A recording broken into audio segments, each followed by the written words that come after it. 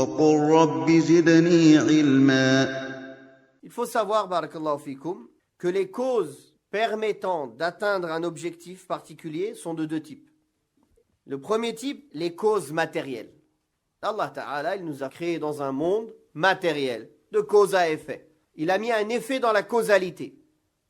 Et elle donne des résultats par la volonté d'Allah Subhanahu wa Ta'ala.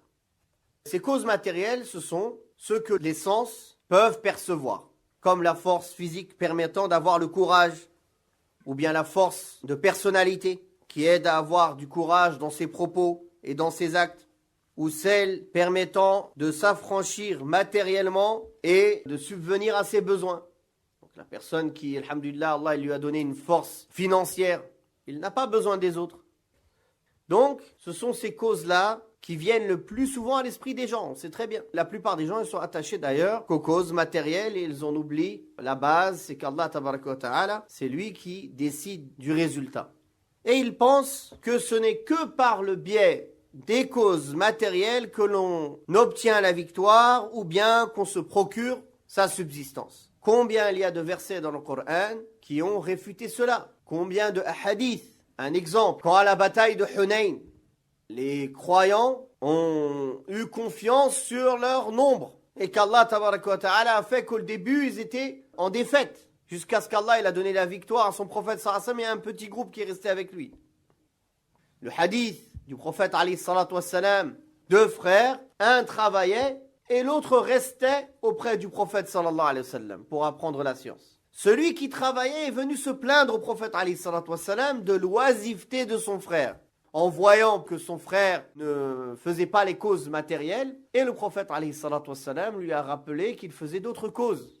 Il apprenait la science auprès du prophète sallallahu alayhi wa sallam. Il était à son service. Et ça aussi, c'est des causes d'avoir la subsistance. Que lui a répondu le prophète sallallahu alayhi wa sallam? Tu obtiens sûrement ta subsistance par sa cause.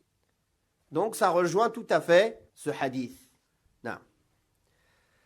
Donc, c'est pour cette raison que beaucoup de gens de la période de l'Jahiliya, qu'est-ce qu'ils faisaient? Ils tuaient leurs enfants par crainte de la pauvreté. Ou bien, ils tuaient leurs filles de peur de la honte qu'ils pourraient avoir plus tard si elles trahissaient leur honneur. Aujourd'hui, ça existe encore, ça. Quand c'est des filles, ils avortent. Parce qu'ils se disent, le garçon, il va travailler, il va nous ramener de l'argent. La fille, non. Elle va aller avec un étranger, elle ne nous ramènera pas d'argent.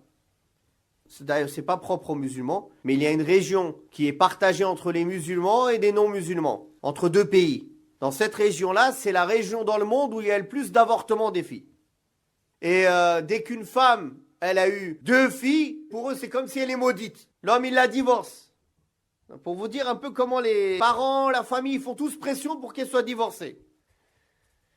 Alors que le prophète Mohammed sallallahu alayhi wa sallam, il a dit que celui qu'Allah a éprouvé avec trois filles et qu'il a été bon envers elles et qu'il les a bien éduquées, elles seront un bouclier contre l'enfer pour lui. Ils lui ont dit même deux au messager d'Allah, il a dit même deux. Il a dit même une, il a dit même une.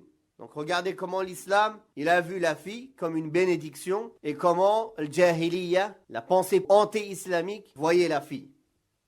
Aussi, ça c'est bien connu, quand les parents ils vieillissent, en général, qui est le plus au service du père et de la mère? C'est les filles. Souvent les filles, elles sont beaucoup plus affectueuses envers leur père, envers leur mère. Même quand ils vieillissent, ils restent à leur service, ils viennent chez eux et dorment chez eux. Est-ce que les garçons, ils sont comme ça avec leurs parents? Rare.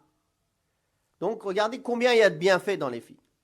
Et malheureusement aujourd'hui, il y a des musulmans qui ont gardé des croyances et des pratiques contraires à l'islam. Non.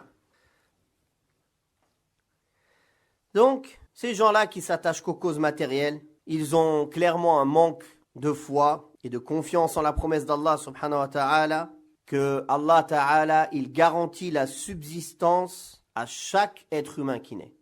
Et Allah tabaraka wa ta'ala a interdit de tuer ses enfants de peur de la pauvreté.